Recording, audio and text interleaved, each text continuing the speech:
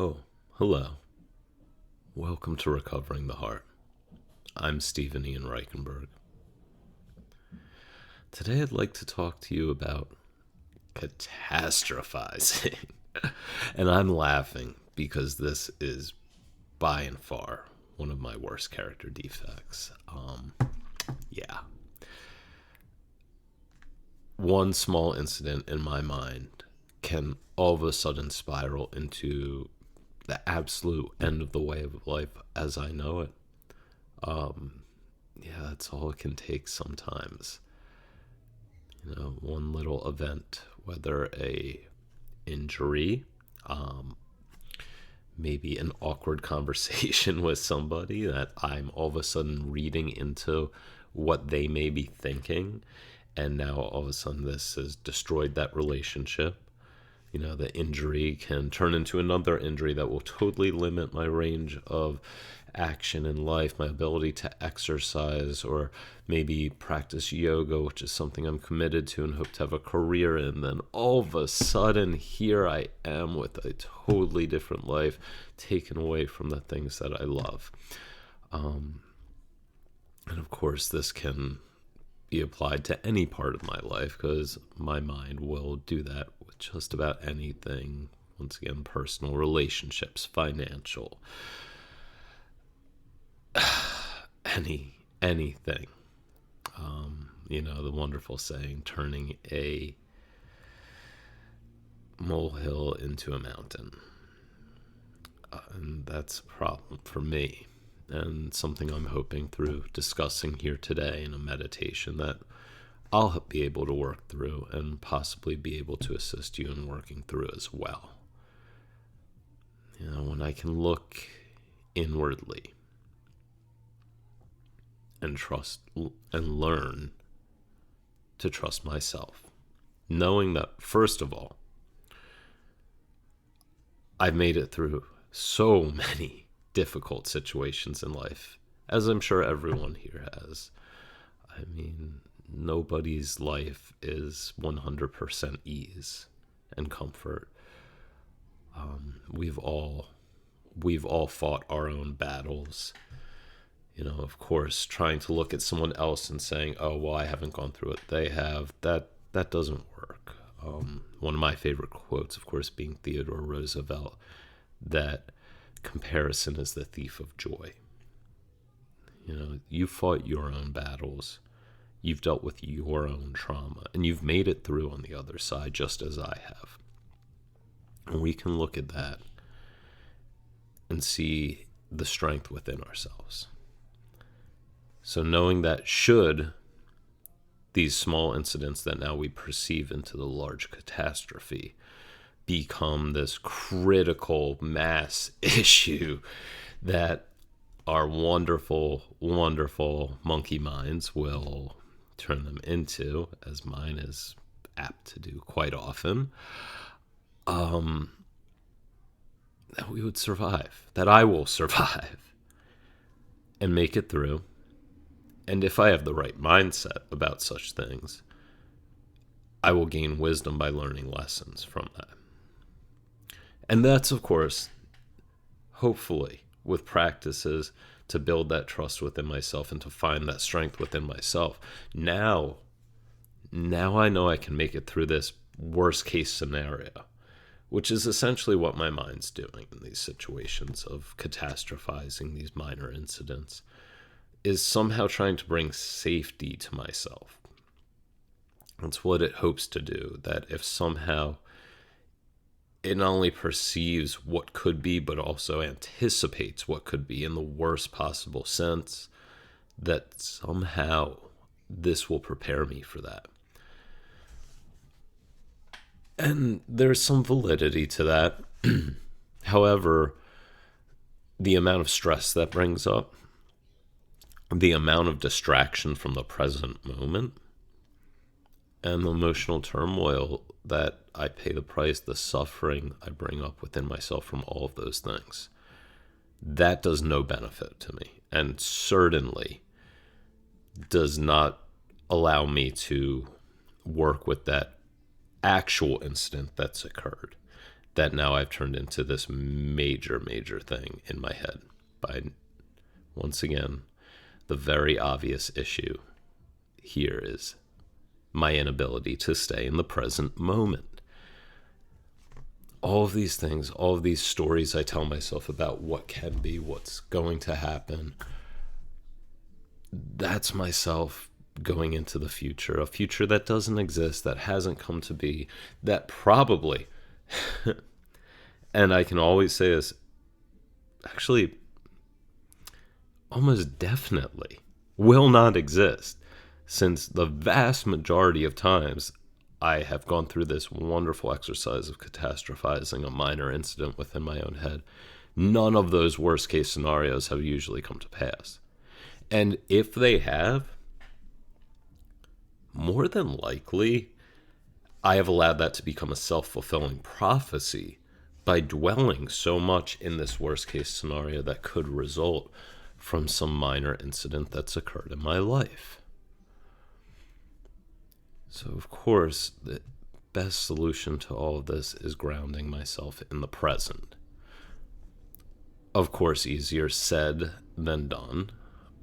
It gets easier to be done through lots of practice, through meditation, through mindfulness. But at least for now, utilizing mindfulness in particularly, I will allow myself, as I hope you will be, to be the witness to our thoughts. To look at them and think, more than likely, this horrible thing that I'm creating within my head, this wonderful little drama of events, more than likely will not come to pass. And if it does, if by chance it does, I can make it through. Because I've survived so much already. I can trust in myself, in my heart, to bring me through on the other side. And if I'm taking a mindful witness position to all of the events that occur, I might gain a very valuable lesson. And then this horrific scenario, this mental mountain I have built out of nothing within my own head, that now all of a sudden it's become this beautiful lesson that allows me to go further in life. One, in regards to that particular scenario, whatever it may be, but on a broader level of realizing how strong I am, realizing exactly what I'm capable of surviving. And also this mindfulness aspect of realizing that I'm also capable of not living within the emotion. I don't have to be a slave to my mind today. If I allow myself to pull back and recognize that while my mind is this beautiful tool, as Alan Watts would say, it's a terrible master. So if I can remove myself from that, see what it's doing, see that what it's actually doing is hoping to protect me from further suffering, though if I allow myself to be too caught up in it, I'm engaging in greater suffering in this moment. If I can witness that while allowing myself to exist within my heart, my awareness, where my consciousness resides, I can see all the beautiful lessons that are going to be presented to me. Take them in and go further. And hopefully, the next time some little minor thing occurs in my life, it might not seem like the end of the world. And when my mind starts turning and trying to turn it into it, I can sit back with a little smile on my face and think, I see you, mind. I see what you're doing. I appreciate it, but I don't need it, and I don't think it'll help me today. And with that, I'd like to get into our meditation. So if you can bring yourself into a comfortable position, preferably with the spine straight, whether it's lying down, seated. If it feels right for you to close your eyes, if not, just find somewhere softly to gaze. And we'll begin in a moment. Thank you.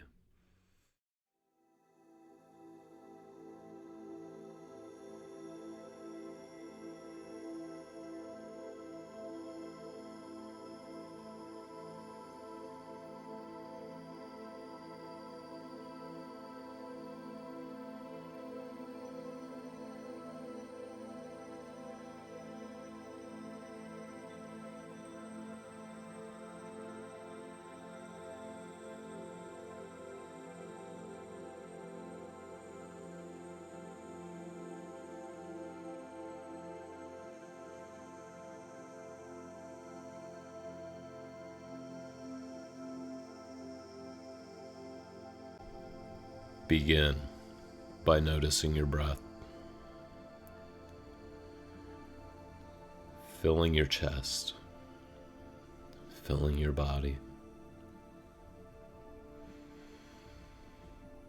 Inhale deeply through your nose. Exhale fully through your mouth. Inhale deeply.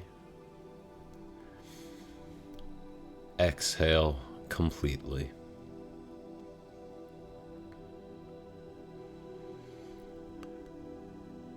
Inhaling.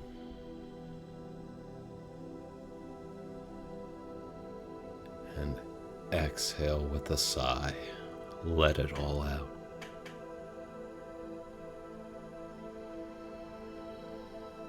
Feel the breath as it works through the nose, going down through the throat, into the lungs, and on the exhale as it travels back the same way.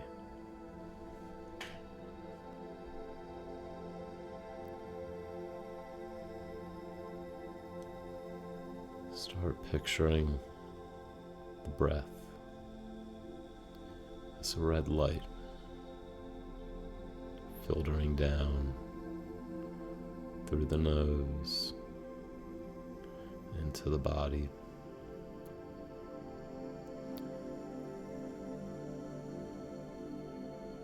And imagine that this light represents all of these small incidents in your life that you can allow to become major harm within your own mind. Feel that this red breath filling you is each personal slight, each injury, each setback at work, each missed opportunity.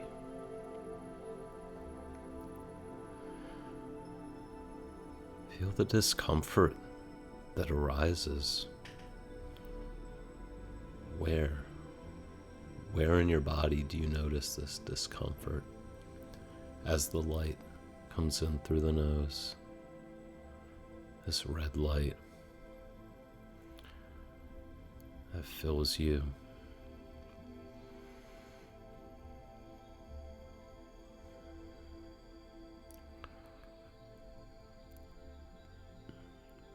Now, as that red light fills you with discomfort, dis-ease,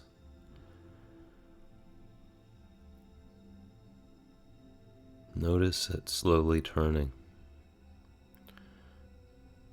different shades,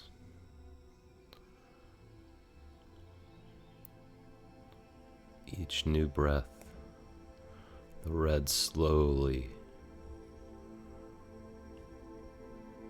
slowly shifting with each exhale.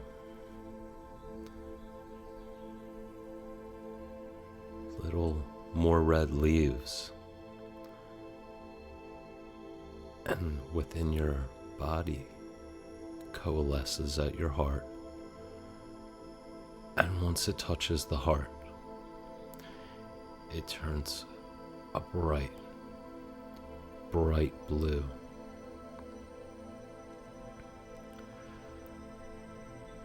See the red swirl around the heart.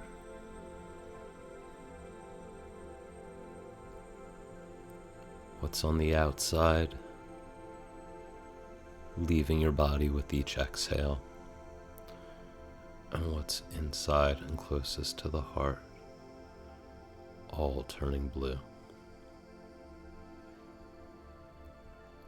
That's your inner strength, the truth of you, the seat of your awareness, your knowledge of self. Whatever that awareness touches,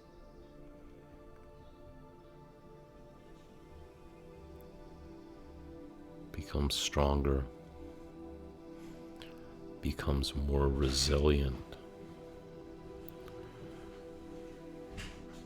allows you to find greater expression within yourself.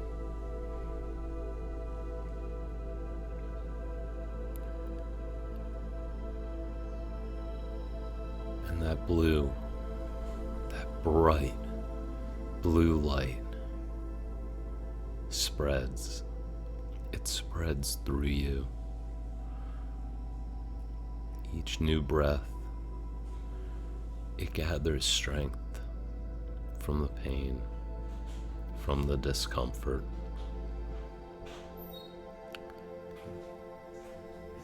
Filtering out through the body, through the limbs,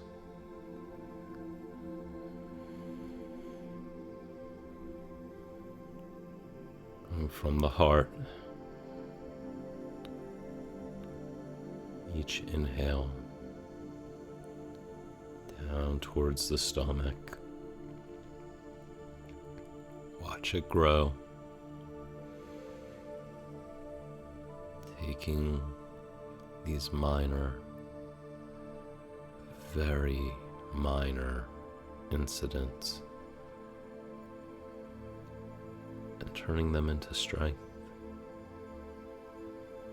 Because with your awareness, it allows you to witness them and see them for what they truly are. When you're doing that, you exist within the present moment. You're in the here, you're in the now. The blue,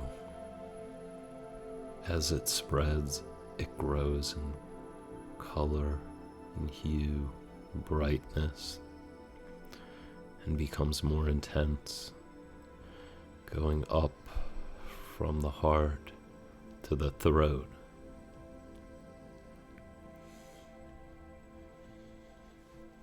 The next inhale goes down through the stomach towards the legs, exhaling out the red, the doubt, the insecurity.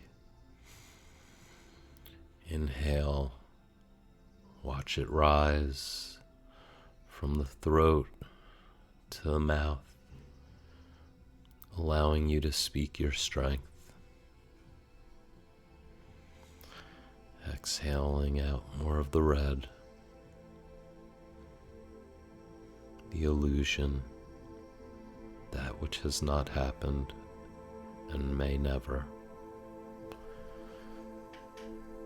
Inhale, and it travels through the legs, the blue, down to the feet.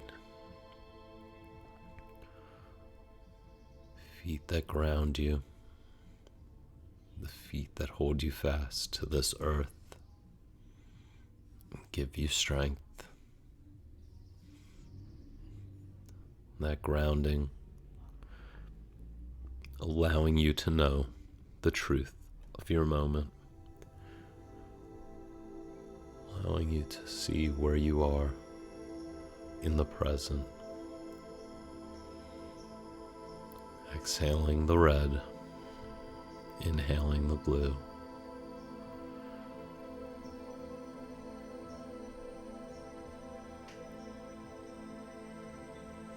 The next inhale,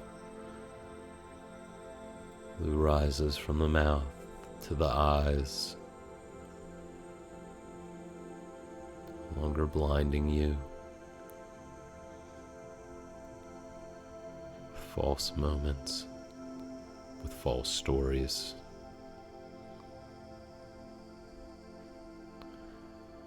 Exhaling out the red of visions untrue, visions of the future. For they're just a story.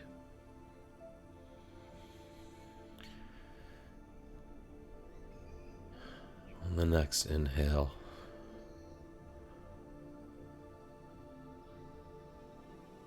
blue creeps through your arms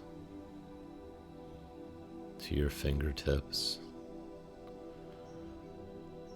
all of your body completely filled, exhaling out the red that once held its place, that no longer serves. On this next final inhale, blue rises from the eyes, through the head, through the crown of the head, and your whole body is filled with the blue light, the truth of you, of your love, of your heart. And on the exhale, the last vestiges of red leave you. These last tendrils of self-imposed suffering depart. They have no more home within you. The strength of your own light, of your own awareness, your ability to witness yourself and your emotions has made their strength useless.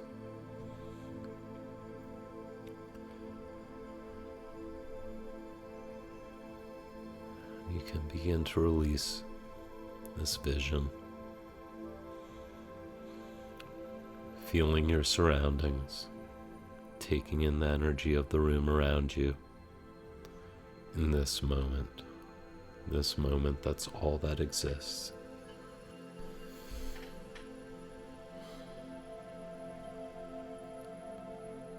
If your eyes were closed,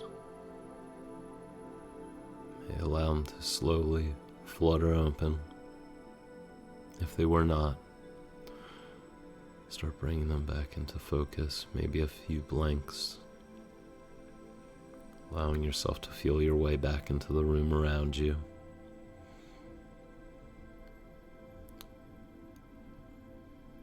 Feeling the ground beneath you, whether it's under your back, under your legs, and sits bones. Bring yourself in to this moment, into this world fully. Thank you. Thank you so much for allowing me to really work through something I struggle with greatly. You know, when I do these meditations, I hope you all get something out of it. But It allows me to get a deep look within myself, since nothing I'm doing here today is scripted, whether this talk, the one before, or the meditation itself. I work from a place of spontaneous arising. And for me, that really allows me to look at the truth of my words. And yes, well, sometimes it might not come out as polished as if I'd scripted everything. That's true. But everything I speak about, I don't speak as a place of authority. I speak from a place of understanding, because it's something I struggle with, or something I've struggled with mightily in the past, and had to overcome, or I'm still working to overcome. These aren't subjects I've learned from a book. These are subjects I've learned from long and careful self-examination. So the words, the meditations that arise, they're helping me probably more than they're helping you. So once again, for myself, at Recovering the Heart, I extend my gratitude for allowing me to help with my own healing. And I hope I've helped with yours. Thank you, and have a beautiful day.